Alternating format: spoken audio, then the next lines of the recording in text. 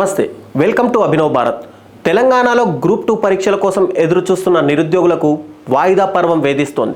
లక్షలాది మంది నిరుద్యోగులు చాలా కాలంగా ఎదురు చూస్తున్న గ్రూప్ 2 పరీక్షలకు గత ప్రభుత్వంలోనే నోటిఫికేషన్ విడుదల చేశారు.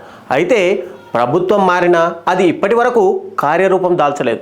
అయితే ఈ ఏడాది డిసెంబర్లో గ్రూప్ 2 అంటూ తాజాగా 5వ నోటిఫికేషన్ రావడంతో ఒక పక్క నిరుద్యోగులు సంతోషిస్తున్నా మరో పక్క వాయిదా పడుతుందేమో అనే భయం వారిని వెంటాడుతోంది.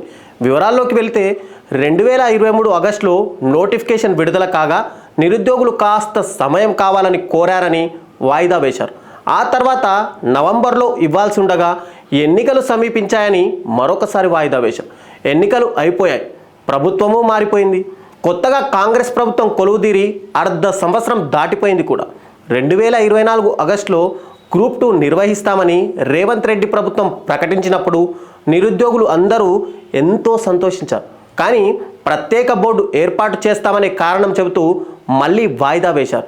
ఇంతలోనే ప్రభుత్వం ఆగస్టు 7, 8వ తేదీల్లో షెడ్యూల్ పరీక్షలు ఉంటాయని చెప్పారు. అది కూడా డిఎస్సి పరీక్షల సాకుతో మరోసారి ప్రభుత్వం వాయిదా వేసింది. దీంతో ఇప్పటికీ 4 సార్లు గ్రూప్ 2 వాయిదా పడి నిరుద్యోగుల సహనానికి పరీక్ష పెట్టింది. ఇలా ఏళ్ల తరబడి నిరుద్యోగులు నిరీక్షించేలా చేయడం ఏ ప్రభుత్వం చేసినా అన్యాయమే. గ్రామాల నుంచి వచ్చి వేలకు వేలు కట్టి కోచింగులు తీసుకొని కష్టపడి చదువుకొని పరీక్షలకు సన్నద్ధమైన యువతకు నోటిఫికేషన్ ఎప్పుడు వస్తుందో తెలియక ఎదురు చూడడం మాటల కందని కష్టం.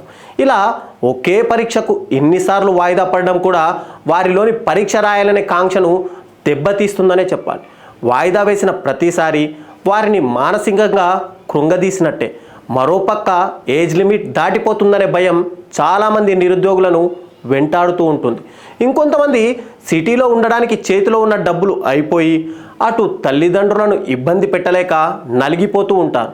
ఈ విషయాలన్నీ పరిగణలోకి తీసుకుంటే ప్రభుత్వం ఖచ్చితంగా బాధ్యతగా వ్యవహరించే అవకాశం ఉంటుంది.